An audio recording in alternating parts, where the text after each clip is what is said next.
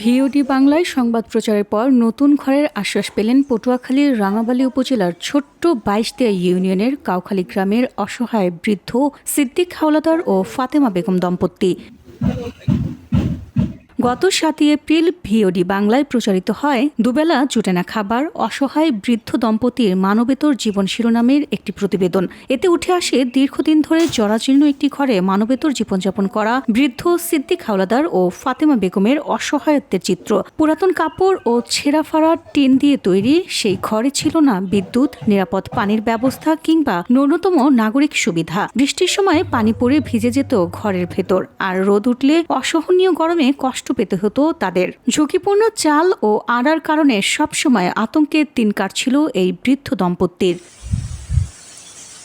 এদিকে একই ইউনিয়নের ভুইয়ার হাওলা গ্রামের আরেক অসহায় পরিবার মিরাজ ও সুখী দম্পতির দুর্বিষহ জীবনযাপনের বিষয়টিও স্থানীয় প্রশাসন ও সংশ্লিষ্ট জনপ্রতিনিধিদের নজরে আসে। চরম দারিদ্র্য ও জরাজীর্ণ ঘরে মানবেতর জীবন কাটছেন এই দম্পতিরও। পরে সিদ্দিক ফাতেমা দম্পতির পাশাপাশি মিরাজ ও সুখী দম্পতিকেও নতুন ঘর নির্মাণ সহ প্রয়োজনীয় সহযোগিতার আশ্বাস দেওয়া হয়।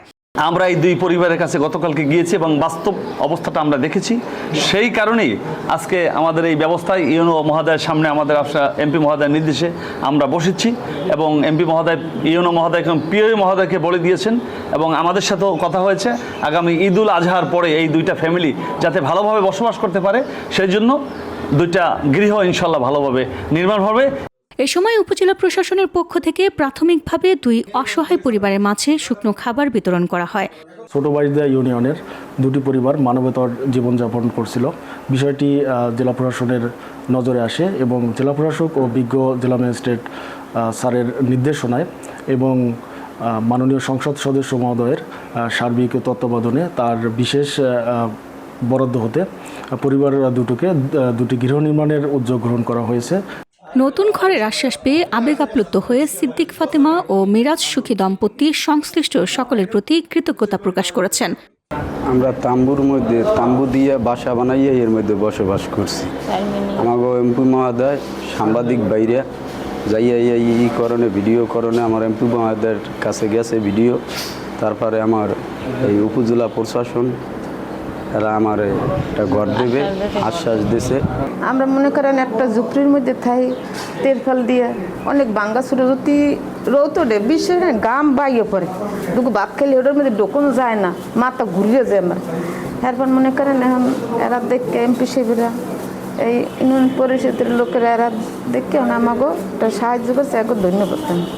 সংবাদটি প্রকাশের পর মানবিক উদ্যোগে এগিয়ে আসেন পটুয়াখালী 4 আসনের সংসদ সদস্য ABM মোশাররফ হোসেন ও পটুয়াখালী জেলা প্রশাসক। তাদের নির্দেশনায় উপজেলা প্রশাসন ও উপজেলা বিএনপির প্রতিনিধিরা সরজমিনে গিয়ে অসহায় বৃদ্ধ দম্পতির দুঃখ দুর্দশার চিত্র প্রত্যক্ষ করেন এবং নতুন ঘর নির্মাণের আশ্বাস দেন। VOD Bangla news desk.